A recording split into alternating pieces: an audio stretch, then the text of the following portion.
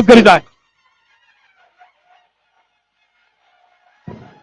ज्यांच्या आगमनाचे आपण सारे जण डोळ्यात प्राण आणून वाट बघत होतो ते आपल्या सगळ्यांचे मराठी मनाचा मानबिंदू आदरणीय राजसाहेब ठाकरे यांचं मंचावर आगमन होत आहे. राजसाहेब ठाकरे आगे बढो. मी राजसाहेबांना विनंती करेन की महाराष्ट्राचा आराध्य दैवत क्षत्रिय कुलावतंस छत्रपती शिवाजी महाराजांना आपण अभिवादन करावं. छत्रपती शिवाजी महाराज की जय भवानी. या ठिकाणी माजी आमदार आदरणीय बाळा नांदगावकर साहेब यांचंही आगमन झालेलं आहे. मी त्यांचंही मनापासून स्वागत करतो. मान्यवरांना विनंती आहे की आपण आसनस्थ व्हावं.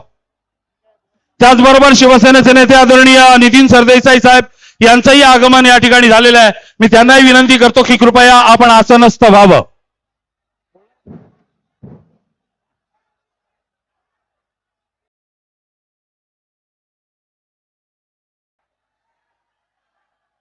ज्या नेत्याचे विचार ऐकण्यासाठी शेतकरी कामगार पक्षाच्या वर्धापन दिनी आपण सारे जण उत्सुक आहात तर तो मराठी मनाचा मानबिंदू आदरणीय राजसाहेब ठाकरे यांचं मंचावर आगमन होऊन ते विराजमान झालेले आहेत.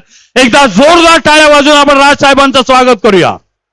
आणि यानंतर मी पुन्हा एकदा बाबासाहेबांना विनंती करेन की आपलं अर्धवट राहिलेलं मनोगत या ठिकाणी आपण पूर्ण करावं. मंचाच्या उजव्या बाजूला असणाऱ्या सर्व महाविकास आघाडीच्या कार्यकर्त्यांना माझी नम्रतेची विनंती आहे. महाविकास आघाडीचा हा विचार शिवशाहू फुले आंबेडकरांचा विचार आहे. कुणी या ठिकाणी गोंधळ करू नये. शांततेत हा वर्धापन दिनाचा सोहळा आपल्याला पार पाडायचा आहे. राज ठाकरे साहेबांचं आपल्याला भाषण ऐकायचं आहे.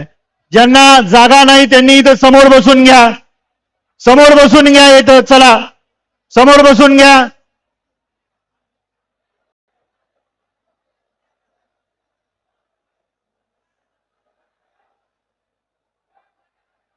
कुणीही गोंधळ करू नका. समोर बसून घ्या.